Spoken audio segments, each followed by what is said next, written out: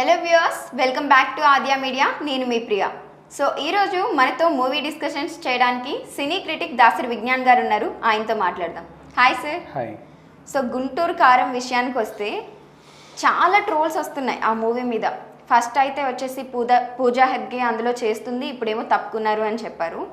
So తర్వాత వచ్చేసి Tamannaah music అందిస్తున్నారు, బట్ ఇప్పుడు ఆయన కాదు రవిచంద్రన్ అన్నారు. దానికి రీజన్ కూడా కొందరేమో మహేష్ బాబుతో తమన్కి గొడవ ఉంది అంటే, కొంతమంది ఏమో మూవీ మ్యూజిక్ నచ్చక డైరెక్టరే తీసేశారని కొంతమంది అంటున్నారు.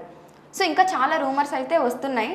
దీని మీద మీరేమంటారు? అసలు ఇది ప్రతిసారి ఉండేదే. ఒక్కొక్క స్టార్ హీరో సినిమా పైన ఎలా అయితే కుట్ర జరుగుద్దో ఇది అంతే. ఇంతకుముందు ప్రభాస్ ఎదిగినప్పుడు ఆయన మీద కుట్ర జరిగింది. జూనియర్ ఎన్టీఆర్ పైన కూడా కుట్ర జరిగింది. ఏది మన ఎన్టీఆర్ 30 సినిమా అట్లా ఉందంట, ఇట్లుందంట, ఫ్యాన్స్కి డిసప్పాయింట్మెంట్ అంట. ఆచార్య తర్వాత డైరెక్టర్ పాడు చేస్తున్నాడంట, సేమ్ ఆచార్యలా తీస్తున్నాడంట. సెట్ అట్లయిపోయింది, సెట్ కాలిపోయింది, సెట్ కూలిపోయింది, ఎన్టీఆర్కి ఎటో పోయాడు, డైరెక్టర్కి వీళ్ళకి గొడవలు వచ్చాయి, ఇలా చెప్తారు. నెక్స్ట్ ఇంకో ప్యాన్ ఇండియా స్టార్ ఎవరు? ప్రభాస్ తర్వాత ఎన్టీఆర్ తర్వాత ఎగ్జాక్ట్లీ ఇప్పుడు అల్లు అర్జున్ గురించి. పుష్ప 2 సినిమాలో ఆనున్నారు, వీళ్ళున్నారు. పుష్ప 2 సినిమాలో సాయి పల్లవి. పుష్ప 2 సినిమా నుంచి వీళ్ళు తప్పించుకున్నారు. పుష్ప 2 సీన్స్ లీక్ అయ్యాయి. పుష్ప 2లో రష్మిక మందన చచ్చిపోతుందంట. ఇదిగో ఫోటో ప్రూఫ్ చూడు. ఇట్లా పుష్ప 2 గురించి. పుష్ప 2 వివాదం అయిపోయిందంట. పుష్ప 2 షూటింగ్ ఆపేశారంట. ఐటీ రైట్స్ అయినందుకే పుష్ప 2 షూటింగ్ ఆపేశారు. ఇట్లా జరిగింది, అలా జరిగింది. పుష్ప 2 నుంచి కావాల్సినంత నెగిటివ్స్. ఇంకో ప్యాన్ ఇండియా స్టార్ ఎవరినైనా చెప్పు. ప్రభాస్, అల్లు అర్జున్, ఎన్టీఆర్, నాకు అంతగా తెలియదు. ఇంకెవరన్నా వస్తే నెక్స్ట్ ప్యాన్ ఇండియా లెవెల్కి ట్రై చేయడానికి వచ్చిన అతను ఎవరు? మన అఖిల్. అతన్ని కూడా ఆ సినిమాలో డైరెక్టర్తో గొడవని, అదని ఇదని, ఇలా చేశాడు, అలా చేశాడు, ఏదో చేశాడని చెప్పి పూర్తిగా సర్వనాశనం చేశాడు. నెక్స్ట్ అలాగే నాగ చైతన్య, అక్కినేని వారసుడు. ఆయన్ని కూడా అష్ట కష్టాలు పెట్టేసి ఆయన ప్రతి సినిమాని ఫ్లాప్ చేసేంత వరకు ఎవరు ఊరుకోవట్ల. అంత నెగిటివిటీ స్ప్రెడ్ చేసి సమంత మీద తోసేయడం. ఎందుకు? సమంతకు విడిపోయింది కాబట్టి వాళ్ళ ఫ్యాన్సే కావాలని చేశారని. సమంత సినిమాలను కూడా కావాలని ఫ్లాప్ చేస్తారు. ఎందుకు? సమంత కూడా ఇప్పుడు ఇంకో ప్యాన్ ఇండియా స్టార్, హీరోలతో సమానంగా 100 కోట్ల సినిమాలు చేస్తుంది, అంతకంత రెమ్యునరేషన్ తీసుకుంటుంది, అలాగే నిలబెడుతుంది మార్కెట్ని కూడా. ఆమెని ఎదగనీయకుండా పాటు చేసి పెట్టారు. ఒకప్పుడు అనుష్క ఎదిగితే ఆమెను పూర్తిగా తొక్కేసి పడేశారు. సో ఈ విధంగా ఎవరైనా ప్యాన్ ఇండియా లెవెల్కి వస్తున్నారు అంటే ఒక వర్గం ఉంది, వాళ్ళ సినిమాలు మాత్రమే హిట్ అవ్వాలి, వాళ్ళే ప్యాన్ ఇండియాలో ఉండాలి, వాళ్ళ తర్వాతే ఎవరైనా రావాలి. అలా ఒక వర్గం ఉంది. ఆ వర్గం అలాంటి వాళ్ళు నెక్స్ట్ ఇప్పుడు మహేష్ బాబు మీద పడ్డారు. గుంటూరు కారం రిలీజ్ అయింది.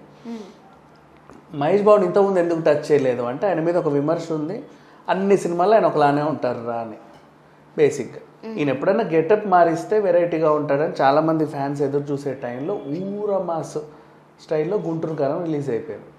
ఎవరు ఎక్స్పెక్ట్ చేయాలి ఆ రేంజ్లో ఉంటుందని. అంటే అంత మాసీగా ఆయన నోట్లో బీడీ బట్టి కాల్చడం, ఆ లుంగి తలకది కట్టుకోవడం, ఆ షర్ట్ అలా ఒక టైప్ ఆఫ్, అప్పుడెప్పుడో వెంకటేష్ గారు కూలీ సినిమా లాగా, రిక్షా ఓడు లాగా, ఇట్లా కొన్ని ఉంటాయి కదా, ఆ టైపు ఈయన ఉండేసరికి అందరికి కూడా మాస్. మళ్ళీ ఎందుకంటే పుష్ప అంత ఊర మాస్ ఇచ్చిండు కాబట్టి మాస్కి బాగా కనెక్ట్ అయ్యింది. మన రాఖీ భాయ్ కూడా మాస్కి బాగానే కనెక్ట్ అయ్యాడు, పూర్ నుంచి ఎదిగాడని. ఈవెన్ కాంతారా కూడా కొంచెం పూర్గా అయ్యాయి కదా, ఆయన కూడా సినిమాల్లో కనెక్ట్ అయ్యాడు. మాస్ ఎప్పుడైనా బాగా కనెక్ట్ అవుతుంది, హీరోలు ఎక్కడికో వెళ్ళిపోతారని ఎప్పటి నుంచో ఉంది.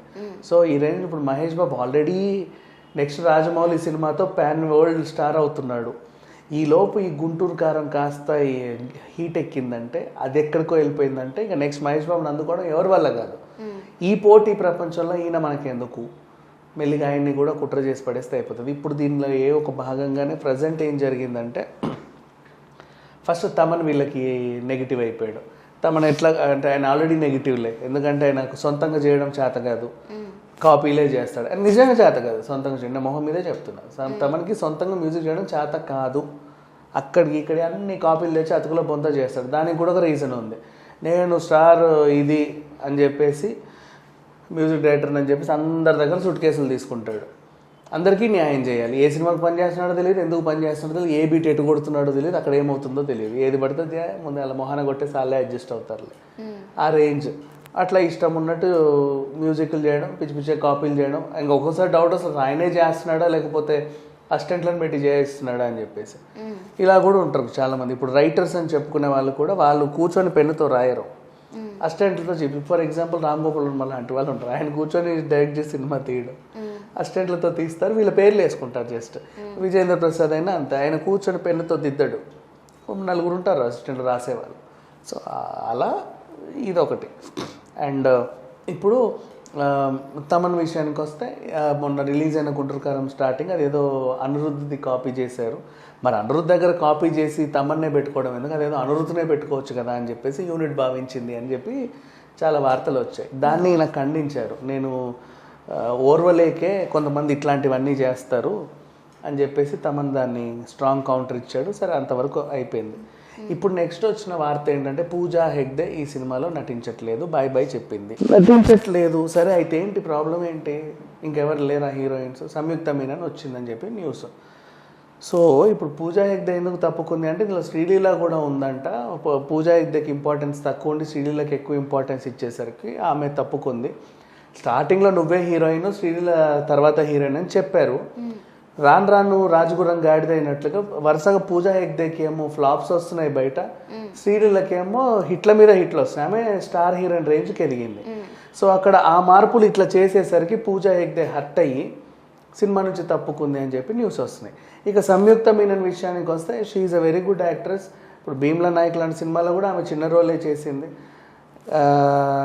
ఇంకో హీరోయిన్ ఉంటే ఆమెకి ఇబ్బంది లేదు. బింబిసారాలో కూడా ఆమెతో పాటు ఇంకో హీరోయిన్ ఉంది, అయినా సరే ఆమెకి ఇబ్బంది లేదు. సో ఎక్కడ చూసినా ఆమెతో పాటు ఇంకో హీరోయిన్ ఉంటే ఈమెకైతే ఇబ్బంది లేదు. ఆమె నటన ఏదో ఆమె చేసుకుంటూ వెళ్ళిపోతుంది. ఆమె కావాల్సింది క్యారెక్టర్ ఇంపార్టెన్స్ చూసుకుంటుంది. సో ఇదేదో ఇప్పుడు శ్రీలీల ఉన్నప్పటికీ సంయుక్త మీనన్ కూడా ఇప్పుడు ప్రజెంట్ స్టార్ రేంజ్లోనే ఉంది, మంచి మంచి హిట్ సినిమాలే తీస్తుంది, ఆమె లెగ్ కూడా బాగుంది. ఈమెనే తీసుకోవచ్చు కదా, ఈమెను వద్దన్నారని చెప్పి యూనిట్ భావిస్తుంది అన్నారని ఒక రూమర్ అయితే వచ్చింది. దీంట్లో మాత్రం 50-50 ఛాన్సెస్ ఉన్నాయి. వై? బికాస్ ఇప్పుడు నిన్ను హీరోయిన్గా పెట్టుకున్నాం, అప్పటి వరకు నువ్వు స్టార్ హీరోయిన్వే, నిన్ను పెట్టుకున్నాం, తర్వాత ఇంకో అమ్మాయిని ఇంకో రోల్లో పెట్టుకున్నాం అనుకోకుండా. ఇప్పుడు ఫర్ ఎగ్జాంపుల్ మహేష్ అత్తారింటికి దారేదిలో సమంతని పెట్టుకున్నారు, తర్వాత ప్రణీతని పెట్టుకున్నారు.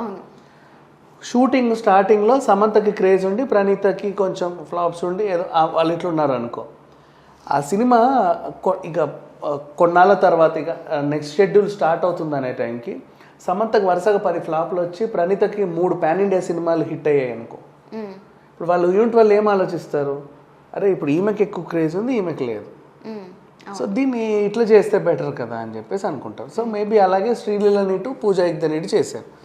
నన్ను ఫస్ట్ అట్లా చెప్పావు, తర్వాత ఇట్లా చెప్పావు, నీ అమ్మాయి హర్ట్ అయ్యి వెళ్ళిపోవడంలో తప్పేం లేదు, బట్ అది ఆమె కెరీర్ నిలబెట్టుకోవడం ఆమె చేతుల్లో కూడా ఉండాలి.